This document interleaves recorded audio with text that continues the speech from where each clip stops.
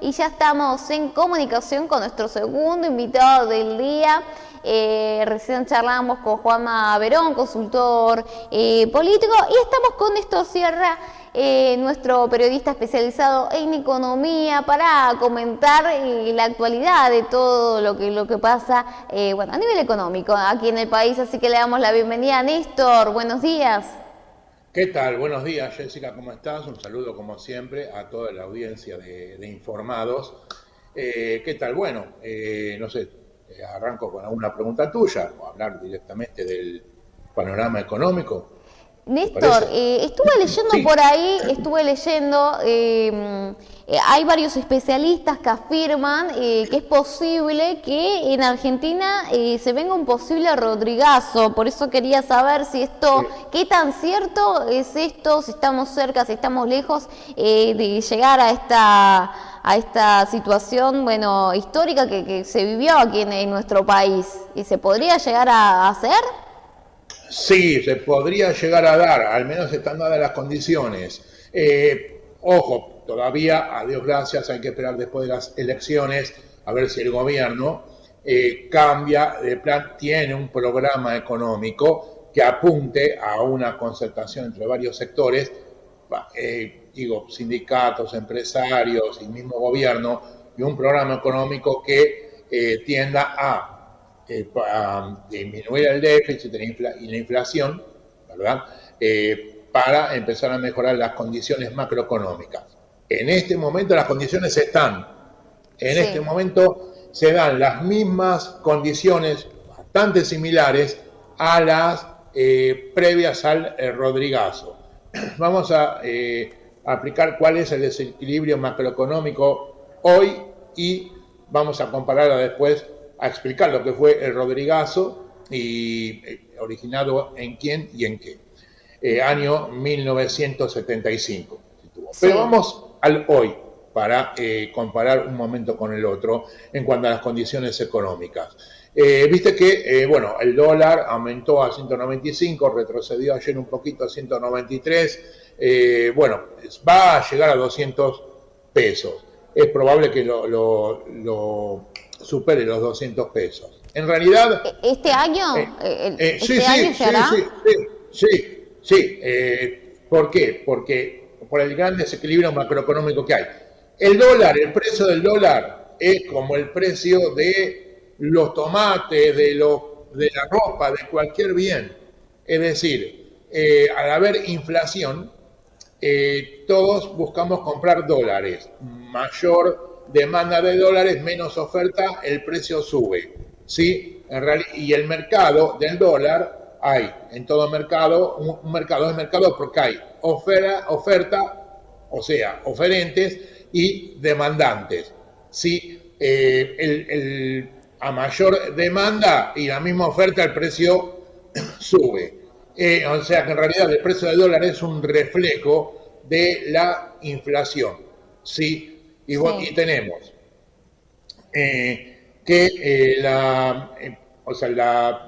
hay inflación. Vamos a ver las causas de la inflación. Como siempre decimos, la emisión descontrolada. Y hay déficit fiscal. El déficit fiscal, yo mientras miro los apuntes que fui tomando, ¿no es cierto? Déficit fiscal en septiembre fue solamente el fiscal, sin contar que se llama el déficit primario, es decir, la diferencia entre lo que el gobierno, el Estado recaudó y lo que gastó. Bueno, hay un déficit, gastó de más 155.625 millones de pesos. Eso de alguna forma se financia, prestar. No nos prestan. ¿Cómo se financia? Con emisión monetaria. ¿Sí? Por lo tanto, tenemos déficit fiscal y emisión. El Banco Central no tiene dólares. ¿Por qué emite? Porque podría vender dólares, si tuviera reserva en dólares, vender dólares para hacerse de pesos para financiar, para darle al Tesoro para que financie ese déficit fiscal. Bien, pero no tiene dólares, lo cual para sostener, además no tiene dólares para, cuando aumenta el dólar, salir a ofertar dólares para que aumente la oferta de dólares y bajar el precio. Por lo tanto, esto genera incertidumbre. Por lo tanto, el dólar se va a ir a 200 pesos, estamos cerca, lo cual traba la economía, ¿sí? Y genera más incertidumbre, es un círculo vicioso. Por lo tanto, el exportador, como aumenta el dólar, no quiere liquidar esos dólares, ¿sí? Por otro, además, el precio de la soja a nivel internacional bajó. Y, bueno, el exportador no quiere liquidar esos dólares, quiere seguir teniendo esos dólares porque por la inflación que hay va a seguir creciendo, el precio va a seguir aumentando el dólar y es la forma de protegerse que tiene el exportador, doña Rosa, vos, yo, todos de la inflación, y los importadores no quieren, los dólares que reciben, no los quieren largar y los pesos que tienen, quieren comprar dólares, aunque sea en el mercado oficial, ¿sí? Pero el Banco Central, al no tener dólares, no tiene para abastecer a los importadores. Por lo tanto, va a seguir restringiendo cada vez más las importaciones, ¿sí? Para no tener que liquidar dólares. Porque, ¿cómo es esto? Los exportadores, en una situación macroeconómica normal, los exportadores, por lo que exportan, reciben dólares. Pagan impuestos y cambian esos dólares porque viven en Argentina, tienen que consumir en pesos, ¿sí? Pero los exportadores no dan, por la inflación, los dólares al Banco Central. Por lo tanto, el Banco Central no tiene dólares para darle a los importadores. Los importadores importan mercadería a cambio de dólares, pagan esa mercadería que importan en dólares, ¿sí? Y no cambian, los pesos, tratan de obtener la mayor cantidad de dólares del Banco Central. El Banco Central el Banco Central no tiene los dólares para seguir a vender, para darle pesos a los importadores. Por lo tanto, restringe, como no le ingresan dólares por exportación, restringe la salida de dólares por la importación, los dólares que necesitan los importadores para pagar su mercadería. O sea, no se liquidan exportaciones, sino hay importaciones, ¿sí? Y todo esto es un círculo vicioso que retroalimenta la inflación. Sí, además uno de los pilares del kirchnerismo es mantener congeladas las tarifas. ¿Sí? ¿Cómo se mantiene? Y acá empieza otra similitud con el Rodrigazo. ¿Cómo se mantienen congeladas las tarifas? Con más subsidios, es decir, aumenta la inflación,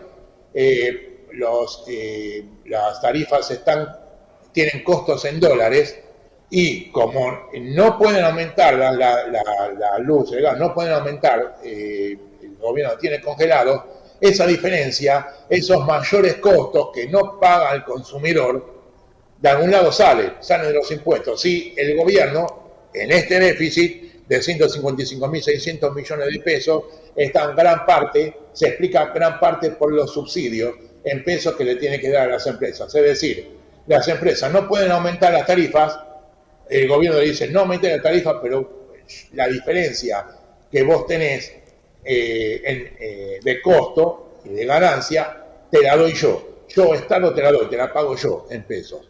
¿Sí? Ahí están gran parte de los 155.600 millones de pesos. ¿Sí? O sea, vos tenés tarifas congeladas y aún así la inflación de septiembre fue del 3,5%.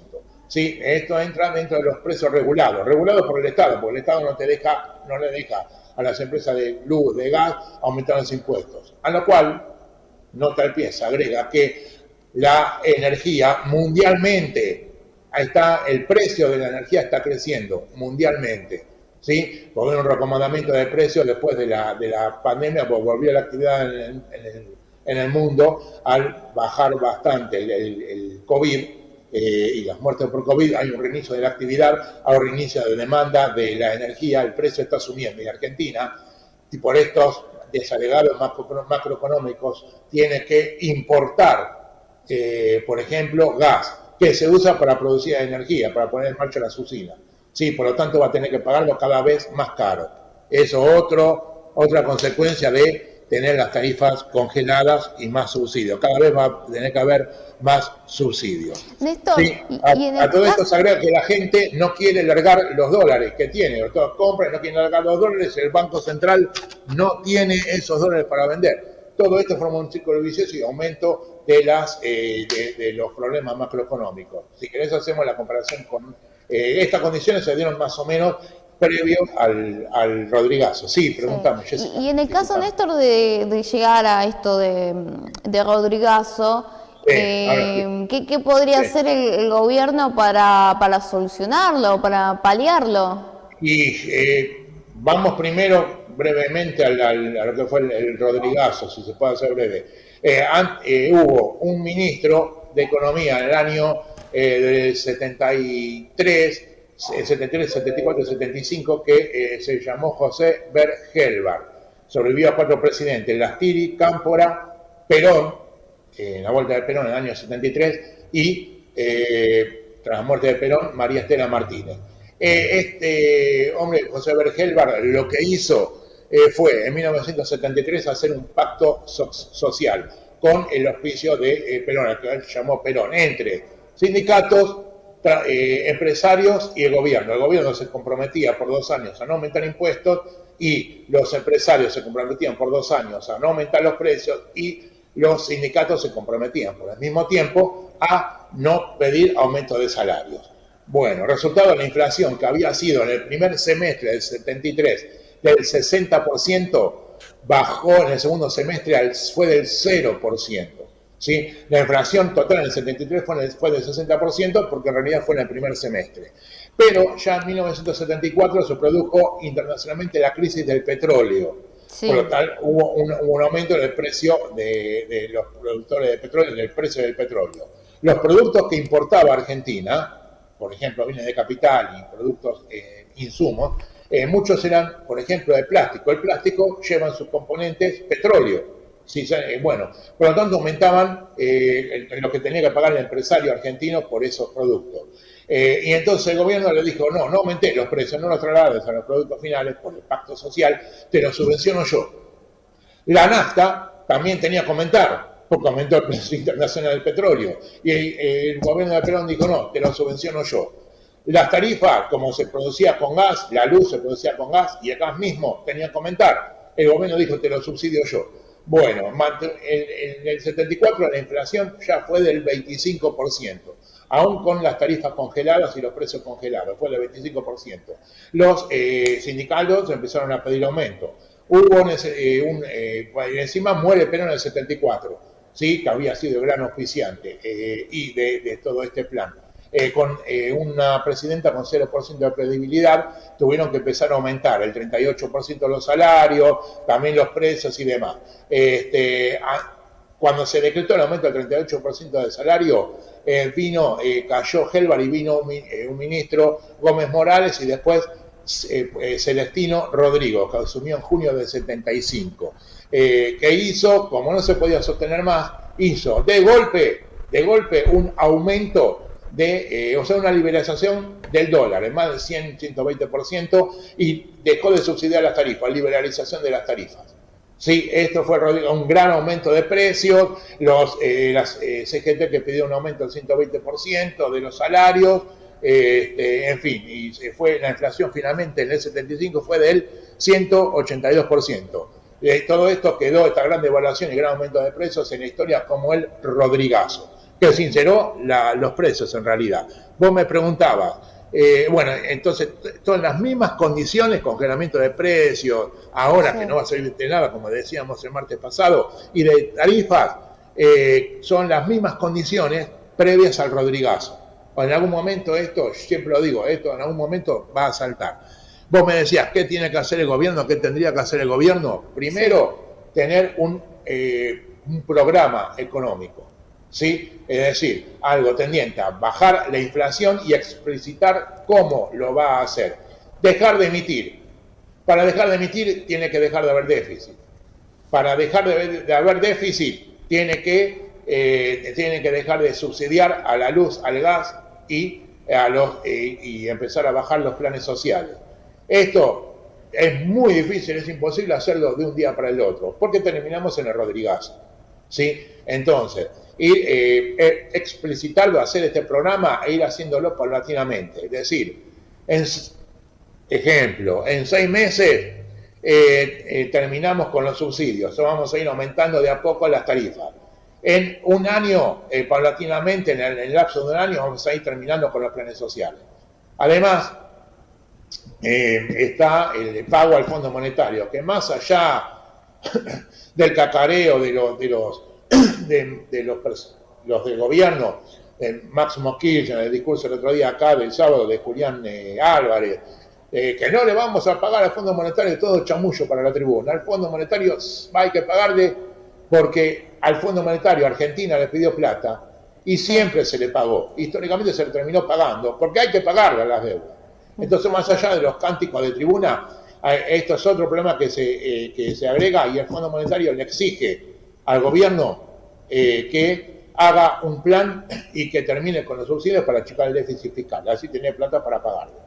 Esta situación va a tener que darse de alguna manera. Esperemos que no sea drásticamente, para lo cual el gobierno tiene que tener un programa y explicitar ese programa tendiente a terminar con los subsidios, a terminar con el déficit, para terminar con la emisión, para que no haya inflación. Pero esto tiene que darse a lo largo del tiempo. Sí, ¿te parece que cerramos hasta acá? Cerramos sí, hasta acá. Bueno, vale. La verdad que es preocupante el panorama Sí. que nos brindás, ¿no? Es la realidad. Sí, estamos ya llegando casi a fin, estamos ahí ya palpitando el fin de año también, y bueno, Sí. me imagino que a la gente le preocupará el bolsillo, ¿no? Y esperará que, bueno, el año Sí, que viene seguro. las cosas un poco mejoren. Seguro, seguro. Por eso la inflación, como siempre decimos, golpea a los que más, a los que menos tienen. El que gana, ver un jubilado que gana 25.000 pesos y tiene ese como único ingreso. Lo que más compra remedios, y lo que más compra es, como cualquier familia, los productos alimenticios, los alimentos, que es lo que más aumenta y tiene menos capacidad de ahorro. ¿Qué capacidad de ahorro puede tener una persona que gana 25.000 pesos, que tiene que gastar la mayor parte de ese ingreso en alimentos y en remedios? ¿Qué capacidad de ahorro puede tener? A estos más golpea la inflación, ¿sí? O sea que este congelamiento de precios va a terminar el día 91 en un reacomodamiento de precios, lo cual más va a golpear a las clases más vulnerables. Ojalá después de las elecciones el gobierno haga lo que decimos, un programa, un plan económico tendiente a terminar a acomodar los desajustes macroeconómicos y, bueno, tengamos el año que viene un mejor año en lo económico, ¿no? Es el deseo de todos. Néstor, como siempre te agradecemos tu presencia en el programa, y bueno, lo pueden escuchar a Néstor todos los martes a partir de las 11 aquí en Informados. Muchísimas gracias, Néstor, y te mandamos un abrazo enorme, buena semana.